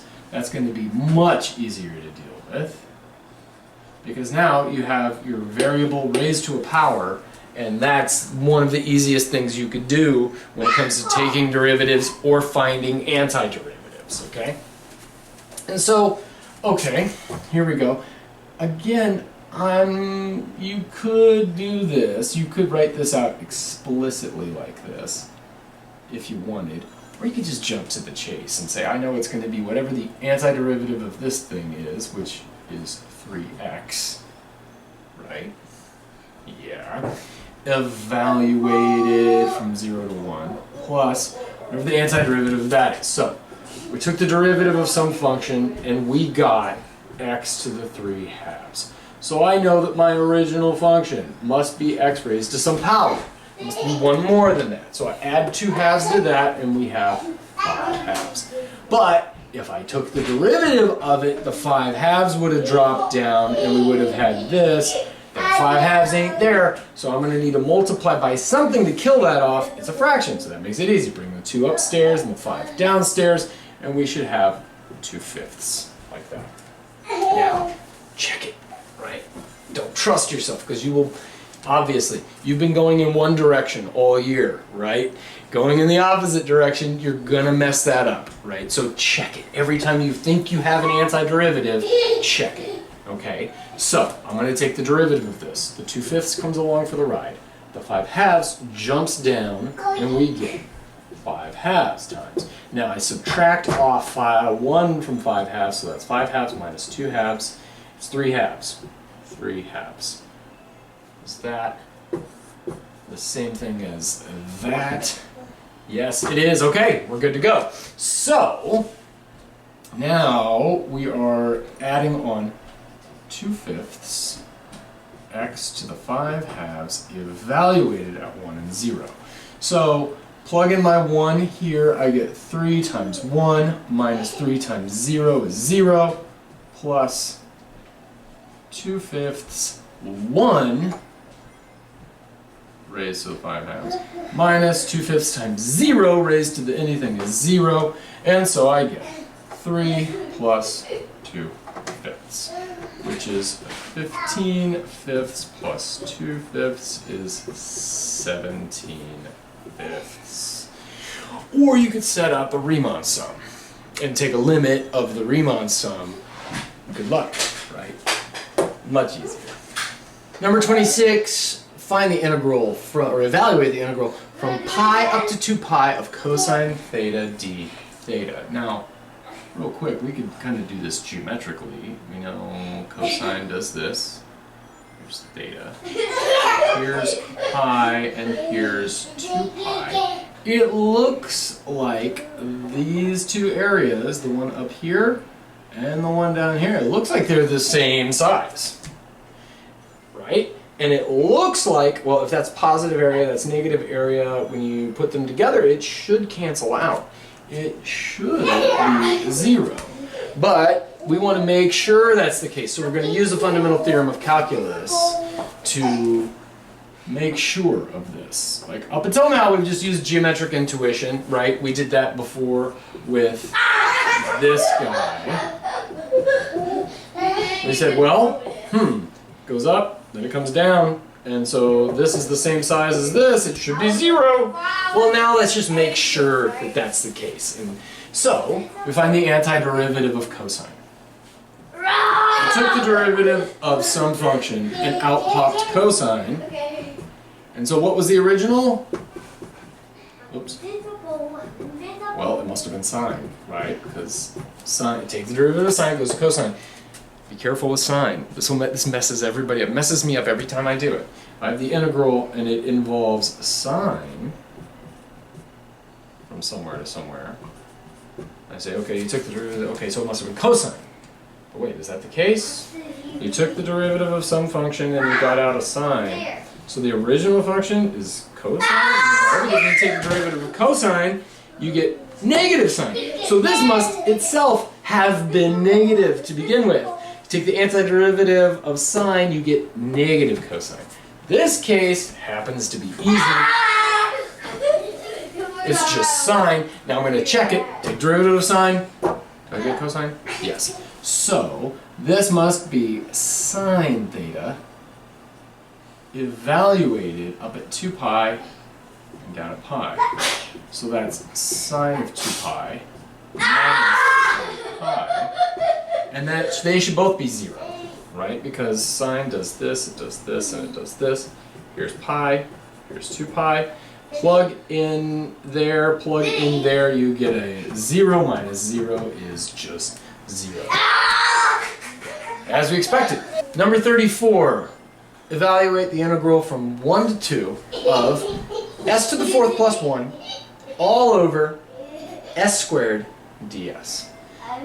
Now, here we go. You took the derivative of some function and out popped s to the 4th plus 1 over s squared. So maybe you're thinking, well, there's some kind of quotient rule because we're addicted to the quotient rule. So you have some function and it was, I don't know, it's something over something. Let's just call it f over g. And you took the derivative of it, and so what you got was an f prime g minus f g prime over g squared. So now you're trying to figure out, okay, what two functions, when I take the derivative, okay, hold it. Now, I took the derivative of one, so maybe, I guess something must have canceled out. Maybe one of them is... Good luck, okay? You're gonna be here all night. If you do that, don't do that. Anytime, you could turn your integrand into something to just powers, then you're good to go. Like you're going to be in much better shape. So for instance, this is s to the 4th plus 1 all over s squared is this guy right here. Okay, so the s to the fourth over the s squared just gives you s squared. Now this, you could leave it like that, and again, try to think, well, wait a minute, I took the derivative of something, and it's came out to, okay, so 1 over s squared was the derivative, so it must be some f prime g minus f g prime over g squared. Well, if the g squared is g is s, okay, so maybe the s is the g. Okay, so then we have f prime s minus f over, this would be my s squared. So now I need to find, I guess f itself is s? No, but if f itself is s, it'd have to be a 1. Wait, because that needs to be 1, so it needs to be an s, and then it would. I think it would work actually if the f was an s, or you could say 1 over s squared is s to the negative 2. Now you're going to have a much easier time finding antiderivatives of this thing. Okay, and you've split it up, right? So now what I'm going to do here is just rewrite this thing as, okay, the integral from 1 to 2 of, well, let's just, I'm gonna do it explicitly here, because this is what we're doing, s to the minus 2 ds. Which now we could split the integral up and say, okay, so that's the integral from 1 to 2 of s squared plus the integral from 1 to 2 of s to the minus 2. This is ds. Okay? Much easier to deal with. So now, here's the first one. I took the derivative of something and got s squared. So the original must have been s to the third, but that 3 is not there, so we would had to have divided off by it. And so now I'm going to check. Take the derivative of this, the 3 jumps down, kills the 3, bring it down to a 2, yes. That should be 1/3 s cubed, evaluated at 2 and 1. Don't forget to do this, that's not the answer, we're not done yet, right? Now, okay. Second integral, it's s to the negative 2. Okay, well, I took the derivative of something and got s to the negative 2, so it would have to be one more, the s would have had to have been one more than that. So s to the negative 1 would have been it. But there's no negative 1 there, so I divide by negative 1 or just call it negative 1. Right? That should do it. So now I'm going to explicitly take the derivative and see what happens. Take the derivative of the f, we get minus 1, times the negative 1 jumps down to give me another negative 1. S to the negative 2 now, which is just s to the negative 2. Is that what that is? Yes, we're good to go. We have found the antiderivative. And I'm just going to call it negative s to the negative 1 plus negative s to the negative 1, evaluated at 2 and 1. Okay, so now we have, I'm going to pull out the 1/3 and do this. S cubed, so that's 2 cubed minus, plug in a 1, we get 1 cubed. Now, this is tricky. I'm going to go minus 2 to the negative 1, which is the same thing as 1 over 2, right? Minus negative 1 to the negative 1 is just 1. Be very careful when you have negatives, because a negative, that will mess you up. That will really mess you up. Be very, very, very careful here. So this is 1/3 8 minus 1. And this is 1 minus a half, right? Because a negative is 1, so that's the same thing as 1 minus a half. So this just comes out to be a half. 8 minus 1 is 7, so that's 7/3 plus a half. Which, why not? Something over 6, that's like 14 over 6. This is something over 6, it should be 3 over 6, so 14, 15, 16, 17 sixths. Should be it right there. So again, quotient rule is not your friend. right? If you're stuck on the quotient rule, you might get it. You might get an actual whatever, but yikes. Like, I don't know how you would try to find the antiderivative of this if you're thinking of, you know, of 1 over s squared if you're trying to undo the quotient rule. If you could see it as a power, it's much easier to deal with. Number 48, find the derivative of this function. And it's defined by an integral.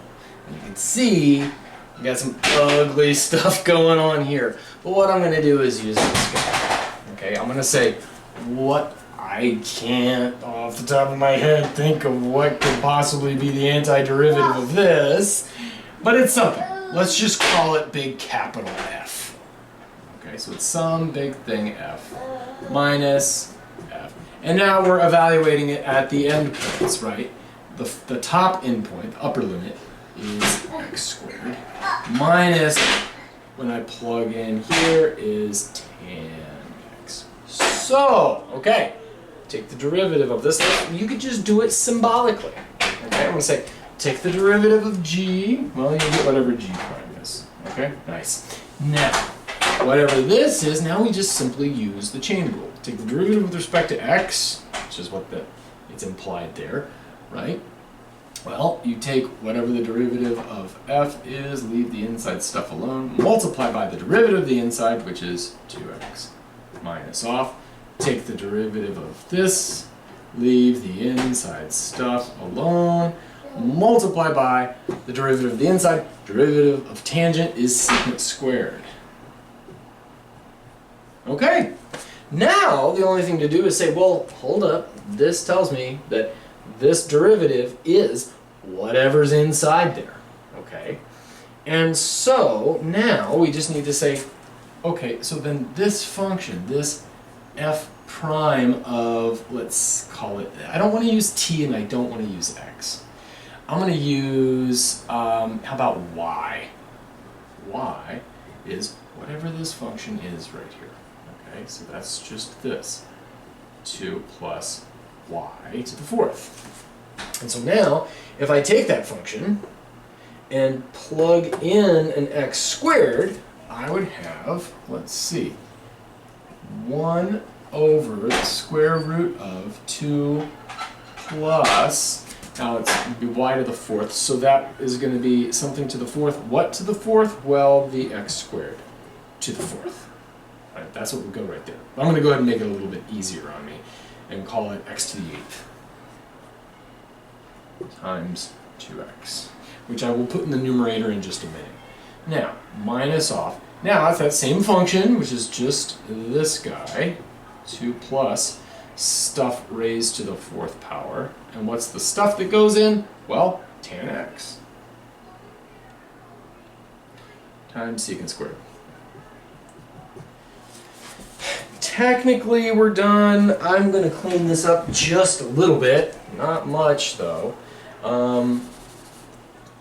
Let's say, okay, well that's, and you see we have different denominators. I'm not going to try to combine that stuff, right? So I'm just going to rewrite this as 2x over root 2 plus x to the 8th minus this secant squared x all over root 2 plus, and I'm going to write it like tan 4x, like that. And there you have it. So,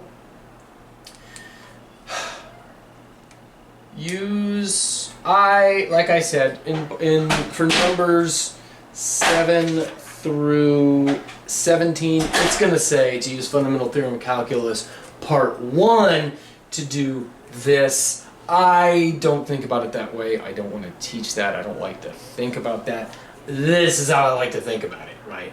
If your x goes there, you got this, and then if that's a constant, this is just a constant, so when you take the derivative, it goes away. If x happens to be in both limit, or both the upper and lower limit, cool, you don't need to worry about it. The only thing we haven't talked about, and I mean, your book tells you what to do, but I'm just going to say it here. Let's say we're trying to find the derivative of this, And it went, I'm going to make this a little bit easier on us by saying, so you have one like this in the in numbers 7 through 17. And, well, let's just make this easier. Let's go 1 plus t squared. Okay. Now what they do is they give you something like this, x and 1. Now there's a couple ways you could do this. You could say, well, here we go. This is just whatever the antiderivative is at 1 minus whatever the antiderivative is here at x. Okay. And let's make it a little bit harder. Let's go x squared. Okay. And so when you're taking the derivative then, you go, okay, g prime of x is, I take the derivative, I plug the constant into a function, there's no variable there, so he goes away, he's just 0. Minus off f prime of x squared times the derivative of the inside, which is 2x, which should be negative. Now the f prime is this stuff, right? Capital F prime of t is 1 over 1 plus t squared. And so if I plug in an x squared, then f prime of x squared is what I would get if I just plugged in an x squared right here. I would have 1 plus x squared squared, which would be 1 plus x to the 4th. So minus, don't forget your minus, minus 1 over root 1 plus x to the 4th times 2x, which we could write as negative 2x over root 1 plus x to the 4th. Now, your book gives you something like this because they're not they tell you to use part 1 where you're not doing this, and so they give you a hint. So when you see this hint, if you've done it the way that I just suggested, you're going to say, well, who cares? Why doesn't that? But it's good to know that this is the same thing as that, isn't it? Right? You do it in opposite order and it makes it negative. We talked about that before. So it's actually quite useful. So now we have negative integral, so that would be negative f of the capital F x squared minus f1. And that's how that negative gets taken care of right there, right? Take the derivative of both sides, you get g prime is equal to negative f prime x squared times the derivative of the inside stuff minus derivative of a constant is 0, and you're still left with your negative f prime x squared times 2x, and so on and so forth. So it's all consistent, right? So a few different reasons why. So this is another, so it came from the definition when we first did it, because we defined delta x to be b minus a over n when we're talking about a integral from a to b of f of x dx. We said, because this is a Riemann sum, right, this thing is the limit of a sum of whatever your function is at all those different places times delta x, so that when you flip those, that flips that, it makes it negative, right? And so we had that thing where you swap your a and your b, it's the same thing as making it negative. Now you can see even further why that has to be the case. Because if, as we proved, this is true, well then, it must be the case, and I think this is more convincing, really. Aside from, I mean, it does come from that very definition where delta x was defined to be the b minus the a, and so if you swap the b and the a, it's like making it negative. But right here we can see this now, right? So from a to b is given right there, so therefore from b to a of f of t dt would have to be capital, you do the a first minus off the b, which is the same thing as negative f of a plus f of b, which is negative f of b minus f a, which is negative that came from here, which is the integral from a to b f of t dt. And so that's why. I think this is a better argument as to why that's the case. When you flip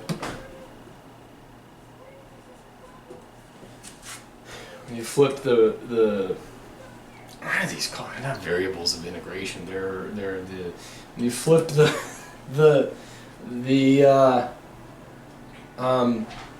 region or the interval, right? When you do the interval in one order from A to B, you get something. If you go from B to A, you get the negative of the thing. You're like, how's that make negative area and stuff? Well, it's because of this nifty fact right here. That's how I like to think about it.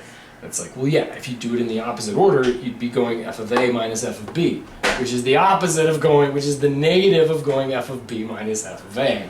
But it does indeed come from the delta x like we talked about before. It's just nice to see it reinforced this way. So good luck. I will see you guys Tuesday. Homework again is still due Tuesday. Take care.